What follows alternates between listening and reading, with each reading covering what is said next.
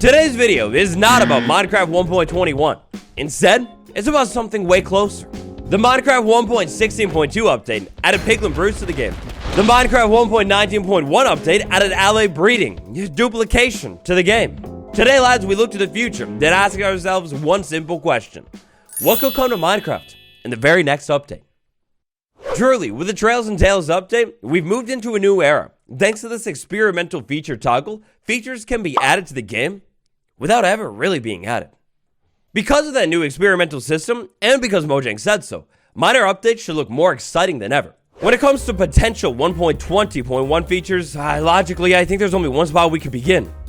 And that's with the beautiful sniffer. Look, legally, I don't know if I can show you this image, so that's why it's all blurred, but you gotta remember this image. We have seen half of this image, we have not seen the other half. One of the biggest parts of 1.19.1 was expanding on the ally. At the time, Minecraft's newest mob vote winner. 1.20.1 could totally follow that trend. In 1.20, we get that torch flower plant, we get the pitcher plant, they're both so beautiful. What if in 1.20.1, we get a new plant that is, say, a beautiful blue flowering vine? Coming from this boy right there. I mean, look, I feel like it's a relatively straightforward concept. We even have a little bit of backing behind this one too. A vine that you would like plant on the wall or something, and slowly over time it would open up and you get this beautiful blue flower. I mean, look, it's not like I'm pulling this idea from literally nowhere, right? Like I don't know about you, but I totally feel like somewhere behind these blurred pixels there could totally be a blue flowering vine that they maybe like pushed back to make the future updates more exciting. Huh, really makes you think, doesn't it? For this next one, lads, do me a favor and immerse yourself in the culture of Minecraft 1.20. Hands down, by far, one of the biggest parts of Minecraft 1.20 is this brand new trail rune structure. Inside of the trail rune structure, you move into it and you do a little bit of sharding all over the place. As you heard me talk about a million trillion times before, there's a lot to this new archaeology system. There's so much loot tied to it. Take into account your standard survival supplies that already kinda clog up your inventory, and oh boy, more so than ever before, inventories are going to be looking a whole lot more clogged. If only there were some kind of tool, something that we could craft to maybe help alleviate this problem. You know, something that we could condense a lot of this random, relatively junk down into like one slot. Oh, haha, there is. When this handy little thing was originally announced about 3 years ago as part of the Caves and Cliffs update, it was originally intended to, of course, be introduced alongside archaeology. Fast forward a couple years and we're finally getting archaeology. It's really, really great. But this archaeology system is definitely going to clog up inventories. I think this will become obvious the more we dive into this archaeology system, but the bundle is kind of necessary for this update. Fortunately, over on Minecraft Java Edition, the bundle seems set and ready to go. It's just Bedrock that we're waiting on. And great news. One of the biggest problems with the bundle on Bedrock Edition was, hey, well, how do you actually like use this thing with a touchscreen? Thanks to some relatively recent leaks, it looks like the bundle might finally be ready to go on Bedrock. If we're going to rank 1.20 features in terms of the likelihood that they actually get added to the game, I think the bundle and the plant that we just talked about, they're at the top of the list. And speaking of the top of the list, if you'd like to get to the top of the list of my heart, all you have to do is smash like on this video right now. Warmly. Thank you so much. Us on Java Gang, we all remember one of the biggest focuses of the Minecraft 1.19 update was the creative inventory. The king himself went in block by block and replaced every single one of these. We got brand new and exciting tabs with some pretty mysterious looking blocks. We got brand new organization and sorting orders and even items inside of the inventory that were never inside of the inventory before. This one is directly related to the last one, except this time, throw out the bundle and maybe take a look at the bigger picture here. The inventory, it's kind of always been the same.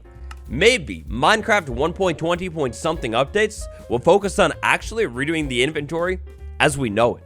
In the modern era, the Minecraft devs have stated time and time again that major updates like 1.16, 1.14, and of course 1.20, they need to be exciting. If we're going to do something kind of boring, like maybe revamp the inventory, it's not really going to be so hype. Just like those abandoned combat updates that they were experimenting with years ago, that were maybe a little bit too boring on their own for a major update, perhaps maybe it's time to take a closer look at this game's survival inventory and consider upgrading it.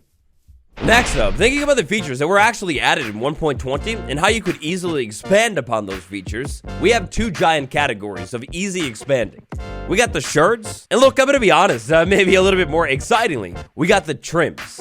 What if 1.20.1 introduces more shards or more trims? I will consider this one totally doable and relatively likely as well. There are actually a couple different ways Mojang could pull this one off too.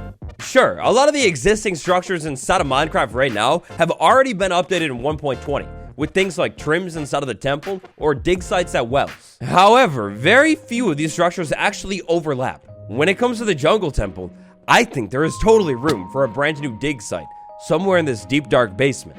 I mean, imagine it. If the devs can expand the desert pyramid with a brand new room at the back of this thing, what if you have to walk down this hallway and then back here, maybe there's like I don't know, like a staircase somewhere. Ooh, or even better, what if in one of the back corners you have a ladder with a trap door on it? You open the trap door with like, I don't know, one of these levers or something, and then you got a room that you could actually excavate. But great news, if you don't want to update the structures that have already been updated, well, there are still a handful of structures that weren't touched in 1.20.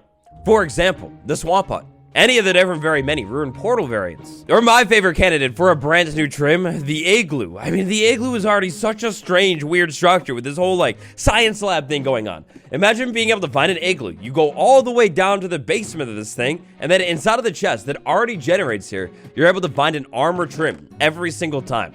Think of the lore that this would add to the game. Not only who is doing this experimentation, but whoever was actually could wear armor. Or at least had it. With armor trim easily being one of the community's most favorite parts of 1.20, and archaeology being a huge part of the update as well, expanding on one of these two features in a future update, I mean, it just makes sense. But not only makes sense, a new trim, that would be so popular too. One of my personal favorite parts of the 1.20 update is this brand new shard pot system. I think it's so cool, and for storytelling, I mean, it's obviously like literally perfect. You go out on your world and eventually find these shards. You collect them, bring them back, and make them into a big pot. You put the pot on the ground, and then just like that, we got a story of like a map, and then it was lit on fire, and then after that, there was a prize, and then love, romantic and deep love. But my heart, it cracks. It is so sad, because yes, these things are really, really cool, but think about how much you're gonna actually have to explore to really get like a lot of these things. Because there is no way to clone or copy these things. If you want to tell a lot of stories in your world, well, you're gonna have to make your world an absolutely massive size and explore everything. One of the downsides to not being able to easily copy these shards is well, I guess we'll have to wait and see, but I think what's gonna happen is a lot of players are just gonna have these fully bricked up pots right here. As in like the blank pots that you make with just bricks. No offense, but one thing that's never made sense to me about Minecraft 1.20 is how you could literally clone these armor trims just like that in the recipe table, but you literally cannot make a copy of your favorite shards so you can have like more of them and trade them. Like, it's literally impossible. I don't know about you, but I feel like this was personally a huge missed opportunity for a cool new mechanic. What if maybe you put like a pottery shard and like a clay ball on a campfire or something, and then somehow it like copies it? Or maybe just the plain old way. Inside of the crafting table, you place a shard and a clay ball. Then you get an imprint. After you've got your hands on a handy imprint, you would still, of course, have the original shard, but then you take the imprint over to your furnace, and just like I'm doing with my coal ore right here, you'd smelt it up. And just like that, you have a brand new pottery shard that is the same as the one that you started with. Copying shards like this could be a little bit tedious, but it could also be an interesting way to explain how pottery actually works. And look, legally, I have to bring it up. It makes me so sad to this day that it's not in the game, but these pots, look at this thing. They're called a decorative pot, sure, whatever. But like, it's so big, it's as big as a chest. Why not be able to load things into this in like a cool, stealthy, secret way? You put a hopper there, you load things into it, and then all of a sudden, the things are inside of the pot. Maybe there's a limit, so you can't hold very much, but like, oh man, it beats inside of the pot, then you break the pot, and just like that, beats are all over the floor. As well as the shards too. I mean, it's a mess, sure, but it would be such a cool mechanic. It's a huge missed opportunity. Maybe the biggest.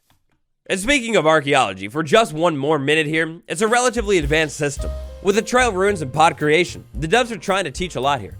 There's no hate to the trail ruin structure, really, they're great and all. And because they come in so many different variants, you're probably never realistically going to see the same one in your world, but what if there was like a different kind of dig site? Maybe one that's a little bit easier to take on.